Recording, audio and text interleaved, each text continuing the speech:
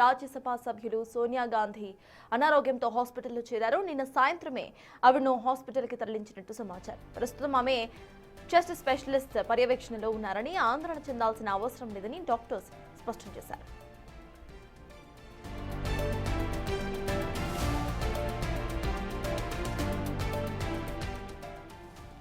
సోనియా గాంధీ కొంతకాలంగా దీర్ఘకాలిక దగ్గు సమస్యతో బాధపడుతున్నట్టుగా సమాచారం. ఢిల్లీలోని ఎయిర్ పొల్యూషన్ కారణంగానే సోనియా గాంధీ అనారోగ్యం బారిన పడ్డట్టు సమాచారం. ఆమె అనారోగ్యం నుంచి కోలుకుంటున్నారని, ప్రస్తుతం సాధారణ స్థితిలోనే ఉన్నారని డాక్టర్స్ చెబుతున్నారు.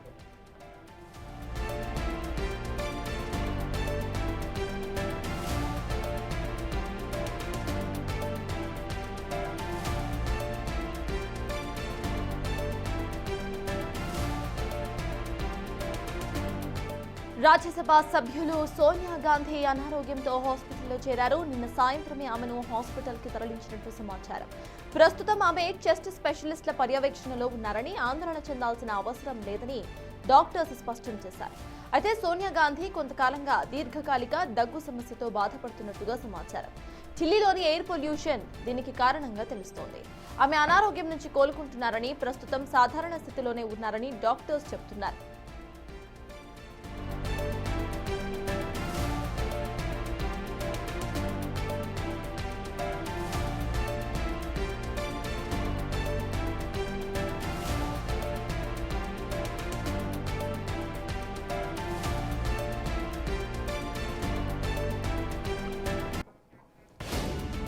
రాజ్యసభ సభ్యులు సోనియా గాంధీ అనారోగ్యంతో హాస్పిటల్లో చేరారు.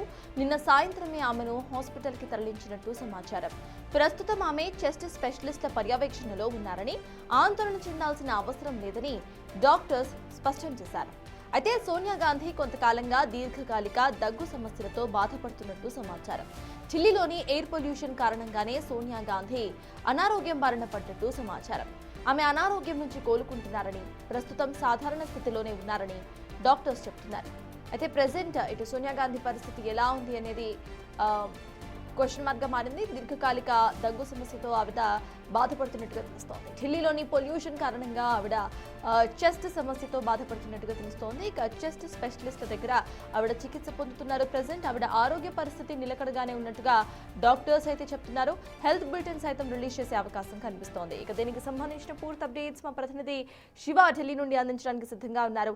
శివ, చెప్పండి, present Sonia Gandhi health update ఏంటి? అట్ ద సేమ్ టైం అక్కడ పొల్యూషన్ కారణంగానే ఆవిడకి ఇటువంటి సిచ్యువేషన్ వచ్చిందా? డాక్టర్స్ ఏమంటున్నారు?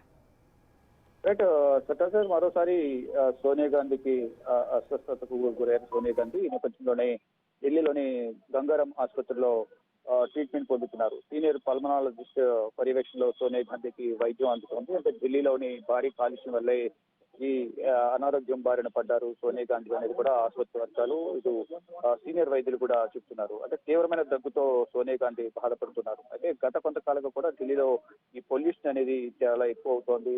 దాదాపు 450 నుంచి 500 వరకు కూడా ఈ పొల్యూషన్ అనేది ఎయిర్ క్వాలిటీ ఇండెక్స్ పైన నమోదవుతుంది. అంటే గత 2-3 రోజుల నుంచి కొంత స్వల్పంగా తగ్గినప్పటికీ కూడా ప్రజెంట్ 354 వద్ద ఈ గాలి కాలుష్యం అనేది కొనసాగుతుంది. ఈ నేపథ్యంలోనే ఈ గాలి కాలుష్యం వల్ల పీల్చే గాలిలో నాణ్యత, స్వచ్ఛమైన గాలి అనేది చాలా తగ్గుతోంది.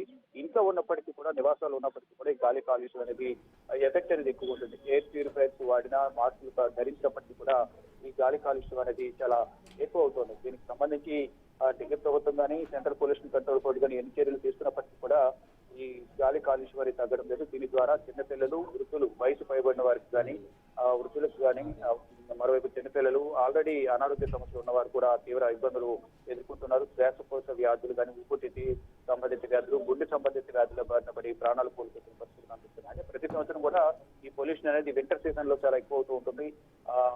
ఢిల్లీ అనేది విస్తీర్ణంలో తక్కువ ఉన్నప్పటికీ కూడా రెండు వైపులా కూడా, ఒకవైపు హర్యానా, మరోవైపు ఉత్తరప్రదేశ్ నుంచి వాహనాలు రాకపోకలు ఎక్కువగా ఉంటాయి. దాని ద్వారానే ఢిల్లీలో పొల్యూషన్ అనేది చాలా ఎక్కువ ఉంటూ ఉంటుంది. అందులో వింటర్ సీజన్ లో ఎక్కువగా ఈ పొల్యూషన్ అనేది ఉంటుంది. హర్యానా, పంజాబ్ లో పంట వ్యర్థాలు తగ్గబట్టడం వల్ల కూడా ఈ పొల్యూషన్ అనేది ఎక్కువ ఉంటుంది అనేది కూడా ఇటు నిపుణులు చెప్తున్నారు. అయినప్పటికీ కూడా కంప్లీట్ గా ఈ సొల్యూషన్ అనేది పూర్తిగా కంట్రోల్ చేయడం అనేది కష్టమైనప్పటికీ కూడా తగిన జాగ్రత్తలు తీసుకుని ఎవరికి వారు వ్యక్తిగత జాగ్రత్తలు తీసుకోవాలనేది కూడా వైద్యులు చెప్తున్నారు. ఇటు ప్రభుత్వం చెప్తోంది, సెంట్రల్ పొల్యూషన్ కంట్రోల్ బోర్డు కూడా చెప్తోంది.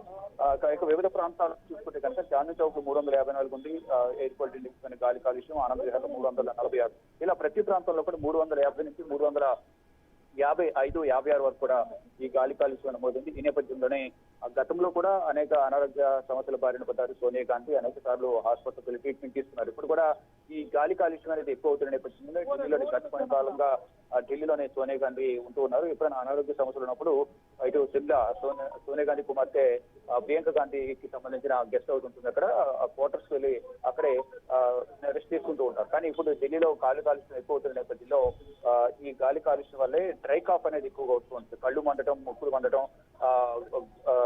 శ్వాస తీసుకున్నప్పుడు ధూళి కణాలు ఏవైతున్నాయో అంటే సూక్ష్మ కణాలు, అంటే మాస్క్ ధరించినప్పటికీ కూడా మాస్క్ రంధ్రాల నుంచి కూడా ఈ ధూళి కణాలు ఆరోగ్యానికి హాని కలిగించే కాలుష్య వాయువులన్నీ కూడా లోపలికి వెళ్ళడం ద్వారా, శ్వాస రంధ్రాల ద్వారా ఈ గొంతు వద్ద డ్రై కాఫ్ ఎక్కువ రావడం వల్ల పొడి దగ్గు అనేది ఎక్కువ వస్తుంది. దాని ద్వారా చాలా అనేక విధాలుగా ఇబ్బంది పడుతున్నారు. దానిలో భాగంగానే సోనియా గాంధీ కూడా ఈ కాఫ్ వల్లే తీవ్రమైన దగ్గు రావడం వల్లనే ఇప్పుడు ప్రజెంట్ ఆసుపత్రిలో చేరినట్లు కూడా ఆసుపత్రి వైద్యులు చెప్తున్నారు. ప్రజెంట్ పల్మనాలజిస్ట్ పర్యవేక్షణలో సోనియా గాంధీకి ట్రీట్మెంట్ అందుతోంది. ఇక ఈ రోజు సాయంత్రానికి హెల్త్ బులెటిన్ కూడా విడుదల చేసే అవకాశం అయితే కనిపిస్తా ఉంది. Thank you Shiva.